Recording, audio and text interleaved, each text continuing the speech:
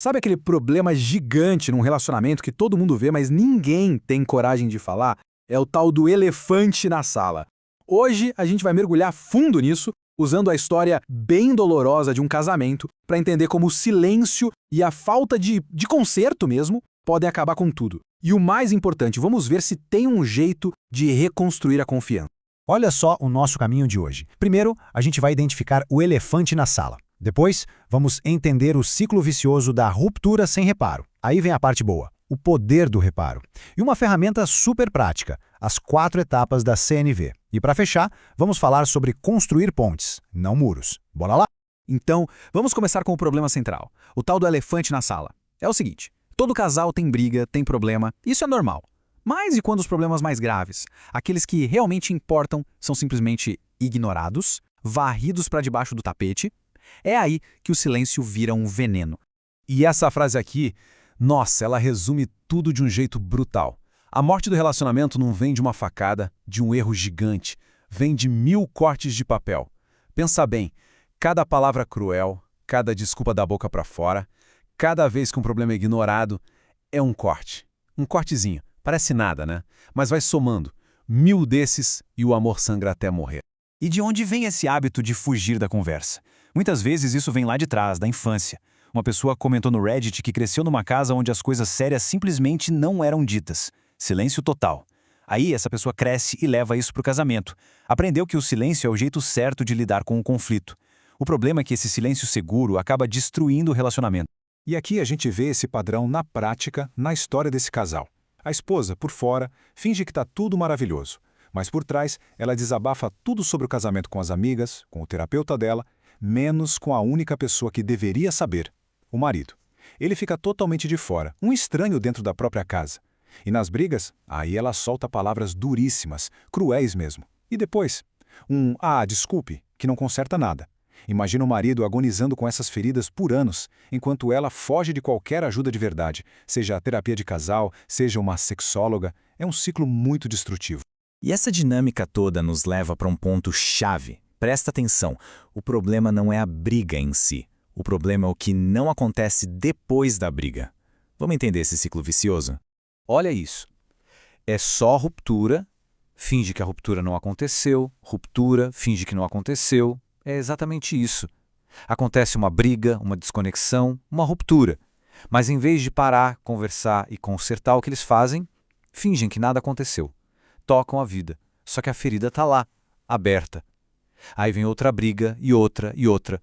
O relacionamento entra num looping de se machucar e fingir que está tudo bem. Nunca cicatriza.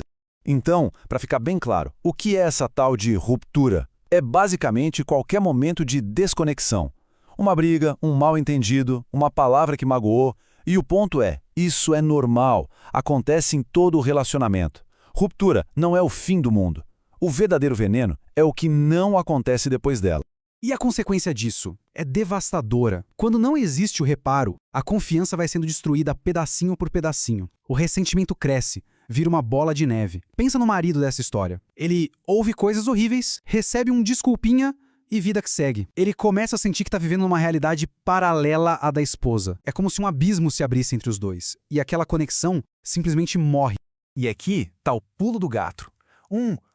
Desculpe, não é um reparo. Não mesmo.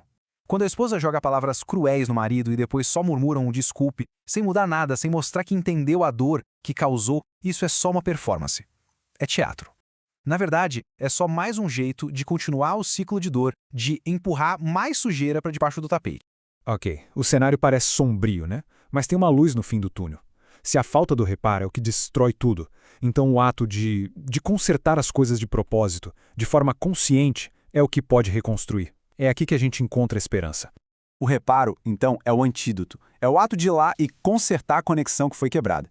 E o mais incrível é que um reparo bem feito não só cura a ferida daquela briga, ele pode deixar o relacionamento ainda mais forte, porque ele prova que, mesmo nas dificuldades, os dois conseguem se encontrar e se fortalecer juntos. Isso constrói uma confiança absurda.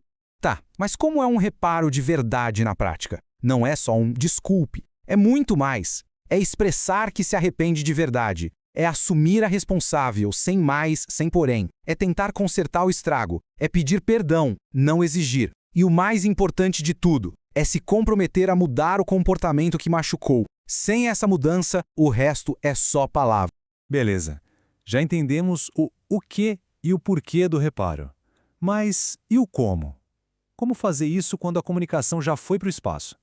A boa notícia é que existe um método, um passo a passo para isso. Essa ferramenta se chama Comunicação Não Violenta, ou CNV.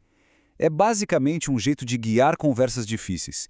E o objetivo dela não é ter um vencedor, não é provar quem está certo. O objetivo é criar uma conexão de verdade, onde os dois lados possam se ouvir e entender o que o outro precisa. E a CNV funciona com base em 4 passos bem simples, mas que mudam o jogo: observação, sentimento, necessidade e pedido. Vamos pegar o caso do nosso casal para ver como isso funciona na vida real. O primeiro passo, observação. A ideia é descrever o que aconteceu sem botar nenhum julgamento. Então, em vez do marido chegar falando "você foi cruel comigo", que já é um ataque, ele poderia dizer "quando eu falei sobre o que eu estava sentindo e você ficou em silêncio". Percebe a diferença? Isso é um fato. Aconteceu. Não tem como discutir. Segundo passo, sentimento. Depois do fato, vem como aquilo fez a gente se sentir. E é importante falar de um sentimento seu, não de uma acusação disfarçada. Por exemplo, eu sinto que você me ignorou, ainda bota a culpa no outro. Mas se ele continuar a frase de antes, eu me senti triste e sozinho. Ah, isso é um sentimento puro. Ninguém pode dizer que ele não sentiu aquilo. Terceiro passo, necessidade. Por que ele se sentiu triste e sozinho? Qual é a necessidade humana por trás disso? O desejo dele pode ser, eu quero que a gente faça terapia. Mas a necessidade real, a raiz da coisa é, porque eu preciso me sentir seguro e conectado com você. Quando a gente fala da necessidade, o outro entende o que está pegando de verdade. E por último, o quarto passo, o pedido. E aqui tem um detalhe. É um pedido, não uma ordem ou uma ameaça. Uma exigência só cria mais briga. Mas um pedido de verdade, algo como, você estaria disposta a procurar uma terapeuta de casal comigo esta semana? Isso abre uma porta. Isso convida para uma solução juntos. Beleza, agora vamos juntar as peças. Esses 4 passos não são só uma teoria bonita no papel. Eles são um mapa, uma ferramenta de verdade para transformar uma conversa que seria um desastre numa chance de se conectar de novo. Olha só a fórmula completa. Imagina o marido chegando para a esposa falando exatamente assim. Quando eu me abri com você e você ficou em silêncio, eu me senti muito triste e sozinho, porque a minha necessidade é de segurança e conexão no nosso relacionamento. Você estaria disposta a procurar uma terapia de casal comigo ainda esta semana? É outra conversa. Isso não é jogar pedra, é construir uma ponte. E esse é o grande lance. Usar uma ferramenta como essa muda o objetivo da conversa. Não é mais sobre ganhar discussão, sobre quem está certo e quem está errado. O objetivo passa a ser entender um ao outro. É criar um lugar seguro onde os dois possam falar do que precisam sem medo. Onde os dois possam ser ouvidos. E isso tudo nos leva a uma última reflexão. Ficar em silêncio, evitar a briga, parece mais fácil, né? Mas o preço que se paga lá na frente é altíssimo. Ignorar um problema não faz ele sumir. Pelo contrário, só faz ele crescer. A coragem de verdade num relacionamento não é nunca brigar, mas sim ter a força de consertar o que quebrou. Então a pergunta que fica no ar é: qual é o elefante na sala que precisa finalmente ter um nome?